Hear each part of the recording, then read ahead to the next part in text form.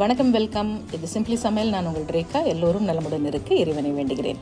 இன்றைக்கி ரவா இட்லி மிக்ஸு அது எப்படி செய்யலான்னு பார்க்கலாம். அதே நேரத்தில் இன்ஸ்டண்ட்டாக இந்த ரவா இட்லி மிக்ஸ் செஞ்சு வச்சுக்கிட்டோம்னா வீட்டில் நீங்கள் இதை 1 மாதம் வரைக்கும் ஸ்டோர் பண்ணிக்கலாம். எப்போ கெஸ்ட்டு வராங்களோ இல்லை டக்குன்னு ஒரு இட்லி மாவு இல்லைன்னா இந்த மாதிரி ரவா இட்லி போட்டு நல்லா சுட சுட ஹோட்டலில் நம்ம சாப்பிட்ற ரவா இட்லி மாதிரி நல்லா ஆவி பறக்கிற ரவா இட்லி நீங்கள் வீட்டிலே செஞ்சு கொடுக்கலாம். நம்ம சேனல் புதுசாக பார்க்குறவங்க சேனல் பிடிச்சிருந்ததுன்னா மறக்காமல் சப்ஸ்கிரைப் பண்ணிக்கோங்க. பெல் ஐக்கான் கிளிக் பண்ணிவிடுங்க. ஆல் பட்டனும் ப்ரெஸ் பண்ண மறந்துடாதீங்க. அப்போ தான் நான் போடுற வீடியோஸோட நோட்டிஃபிகேஷன் உடனே வரும். நீங்களும் மிஸ் பண்ணாமல் பார்க்கலாம். வாங்க கிச்சன் போகலாம். நல்லா அடிகனமான ஒரு கடாயோ இல்லை பேனோ வச்சுக்கோங்க. 2 டீஸ்பூன் எண்ணெய் ஊற்றிக்கலாம். 1 டீஸ்பூன் கடுகு, 1.5 டீஸ்பூன் உளுத்தம்பருப்பு, 1.5 டீஸ்பூன் கடலைப்பருப்பு. இதுதான் ஃபஸ்ட்டு தாளிக்க போடுறோம். இதெல்லாம் நல்லா பொரிஞ்சு வரட்டும். இதை நீங்கள் வெளியிலே வச்சுருந்தா கூட ஒரு 10-15 நாளைக்கு ஸ்டோர் பண்ணிக்கலாம். ஃப்ரிட்ஜில் வச்சிங்கன்னா 3 மாதம் வரைக்கும் கூட ஒன்றும் ஆகாது. பட் ஒரு 10 நாளைக்கு ஒரு தடவை இதை ரெடி பண்ணி வச்சுக்கிட்டிங்கன்னா எப்போ தேவையோ அப்போ எடுத்து யூஸ் பண்ணிக்கலாம். நல்லா பொரிஞ்சிடுச்சு. இப்போ நான் இதில் ஒரு 10-15 முந்திரி சேர்க்குறேன். முந்திரி சேர்க்குறது ஆப்ஷனல் தான். ஆனால் முந்திரி ரவா இட்லியில் இருந்தால் ரொம்ப நல்லாயிருக்கும் டேஸ்ட்டு. கூடவே ஃப்ரெஷ்ஷான கருவேப்பிலை, இதுவும் கொஞ்சம் செவக்கிற அளவுக்கு லைட்டாக அந்த கோல்டன் ப்ரௌன் அளவுக்கு வறுத்துக்கலாம். இப்போ நான் 1/2 கிலோ ரவை எடுத்திருக்கேன். 1/2 கிலோ ரவை போட்டுக்குங்க. ரவை போட்டோன்னே ஃப்ளேமை சின்னது பண்ணிடலாம்.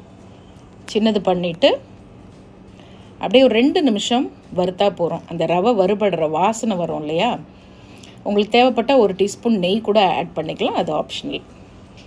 இப்போ நான் இதில் பொடியாக நறுக்கின இஞ்சி 1 டேபிள் ஸ்பூன், பொடியாக நறுக்கின பச்சை மிளகா 1 டீஸ்பூன், அது 2ம் கட் பண்ணி வச்சுருக்கேன். நீங்கள் இதை ரொம்ப நாளைக்கு ஸ்டோர் பண்ண போகிறீங்கன்னா அது சேர்க்க வேண்டாம்.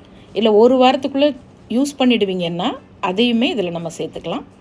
அதுக்கு முன்னால் ஒரு 1/4 டீஸ்பூன் நம்மளுடைய செந்தூர் மஞ்சத்தூள் ஆட் பண்ணுறேன். ஏன் இந்த நீங்கள் ஒயிட்டாக கூட செய்யலாம் ரவா இட்லியை. நார்மல் இட்லி வெள்ளையாக இருக்கும்போது அந்த ரவா இட்லிங்கிறது அந்த கொஞ்சம் எல்லோ கலரில் இருந்தால் அது பார்க்குறதுக்கு ரொம்ப அழகாக இருக்கும், கலர்ஃபுல்லாக. அதுக்காக தான். இப்போ இஞ்சியும் பச்சை மிளகாவும் சேர்த்து இதையும் 1 நிமிஷம் வதக்கி விட்டு ஃப்ளேம் ஆஃப் பண்ணிடலாம். ஸோ 2 நிமிஷம் லேசாக அந்த வறுபடுற வாசனை வர அளவுக்கு வறுத்தா போதும். இப்போ இது எல்லாத்தையும் நல்லா மிக்ஸ் பண்ணி விட்டுக்குங்க. நான் இதில் உப்பு சேர்க்கலை. நீங்கள் சேர்த்தும் வச்சுக்கலாம். நான் என்ன பண்ணுவேன், மிக்சிங் பண்ணும்போது உப்பு சேர்த்துக்கலாம் அளவுக்கு. அதனால் இதில் உப்பு சேர்க்க போகிறதில்ல. இப்போ இதெல்லாம் நல்லா மிக்ஸ் பண்ணியாச்சு. அவ்வளோதான். இன்ஸ்டன்ட் ரவா இட்லி மிக்ஸு நமக்கு ரெடி. இதை அப்படியே நல்லா ஆறினோன்னே ஒரு ஏர்டைட் பாக்ஸில் போட்டு நீங்கள் ஸ்டோர் பண்ணிக்கலாம். இந்த 1/2 கிலோ ரவாவில் 16 இட்லி தாராளமாக வரும். இன்றைக்கி நான் இந்த ரவா இட்லிக்கு நம்மளோட டிஃபன் சாம்பாரும் செய்ய போகிறேன். நம்மளுடைய செந்தூர் டிஃபன் சாம்பார் பொடி வச்சு செய்கிற சாம்பார் ஹோட்டல் சாம்பார் மாதிரி ரொம்ப டேஸ்ட்டாக இருக்கும். அது ஆல்ரெடி நம்ம சேனலில் போட்டிருக்கோம். அதனால் நான் லிங்க் டிஸ்கிரிப்ஷன் பாக்ஸில் கொடுக்குறேன். இப்போ நான் 1.5 கப்பு நம்ம வறுத்து வச்ச ரவா இட்லி மிக்ஸ் அதை எடுத்துக்கலாம். நீங்கள் எந்த கப்பில் வேணாலும் அளந்துக்குங்க. ஆனால் 1.5 கப்புக்கு 1 கப்பு தயிர், அதுதான் கணக்கு. இப்போ 3/4 டீஸ்பூன் உப்பும் சேர்த்துட்டேன். ரொம்ப புளிப்பு இல்லாத லைட்டாக கொஞ்சம் புளிப்பு இருந்தால் பரவாயில்ல. ஆனால் ரொம்ப புளிச்ச தயிர் போடக்கூடாது, அப்போ டேஸ்ட் நல்லா இருக்காது இட்லி. ஸோ 1.5 கப்பு மிக்ஸுக்கு 1 கப்பு தயிர் அதை ஆட் பண்ணிக்கிங்க. கூடவே அதே கப்பில் 1/2 கப்பு தண்ணி. ஸோ இதெல்லாம் சேர்த்து நல்லா மிக்ஸ் பண்ணி வச்சிடலாம். நீங்கள் ஹோட்டலில் பார்த்தீங்கன்னா அதில் சோடாப்பு கொஞ்சம் சேர்ப்பாங்க. வீட்டில் இந்த ஈனோ இருக்கு இல்லையா, அது கூட சில பேர் 1/2 டீஸ்பூன் சேர்ப்பாங்க. அது ஆப்ஷனல் தான்.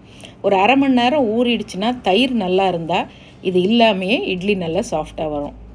ஸோ 1/2 மணி நேரம் இது அப்படியே நல்லா ஊறட்டும். இது நல்லா ஊற இன்னும் கொஞ்சம் இறுக்கமாயிடும். அதுக்கப்புறம் நம்ம இன்னும் கொஞ்சம் இட்லி ஊற்றும் போது கொஞ்சம் தண்ணி ஊற்றி, நார்மல் இட்லி தோசை மாவை விட இது கொஞ்சம் திக்காக இருக்கணும், ஒரு பாயிண்ட் அந்தளவுக்கு தண்ணி ஊற்றி மிக்ஸ் பண்ணிக்கலாம். இப்போ இதை மூடி உரமாக வச்சிடலாம். ஸோ நான் டிஃபன் சாம்பார் ரெடி பண்ணியாச்சு. இட்லி பானையில் தண்ணி ஊற்றி வைங்க. தண்ணி நல்லா கொதிக்கட்டும். இட்லி தட்டில் இந்த மாதிரி எண்ணெய் தடவிட்டு ஒரு முந்திரி வச்சு கொஞ்சம் துருவின கேரட் அப்படி தூவி வச்சுட்டு அதுக்கு மேலே மாவு ஊற்றினீங்கன்னா ஹோட்டலில் கொடுக்குற இட்லி மாதிரி இருக்கும். இப்போ மாவு கொஞ்சம் திக்காக இருக்குது பார்த்தீங்களா? 1/2 மணி நேரம் ஆயிடுச்சு. இப்போ கொஞ்சமாக தண்ணி ஊற்றிட்டு நம்ம இட்லி தட்டில் இட்லி ஊற்றிடலாம். ஸோ கொஞ்சம் சோடா மாவோ இல்லை கொஞ்சம் ஈனோவோ ஒரு 1/4 டீஸ்பூன் கலந்திங்கன்னா இன்னும் கொஞ்சம் சாஃப்டாக வரும் இட்லி. அது உங்கள் விருப்பம்தான். இப்போ இட்லி தட்டில் ஊற்றியாச்சு. எப்பயுமே இட்லி ஊற்றும் போது வைக்கிற தண்ணி கொதித்து ஆவி வரணும். அதுக்கப்புறம் தான் இட்லி தட்டை உள்ளே வைக்கணும். அப்போ தான் இட்லி சாஃப்டாக இருக்கும். ஸோ 10லேருந்து 12 நிமிஷம் இட்லி வேகட்டும்.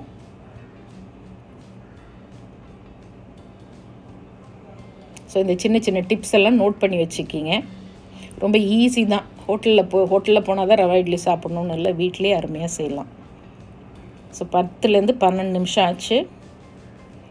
சில டைமில் 10 நிமிஷத்துலேயே வெந்துடும். அதுக்கு நீங்கள் என்ன பண்ணுங்கள், ஒரு கத்தியோ ஒரு டூத் பிக்கோ வச்சு இப்படி உள்ளே குத்தி பார்த்தீங்கன்னா ஒட்டாமல் வந்துச்சுன்னா வெந்துருச்சு. அவ்வளோதான்.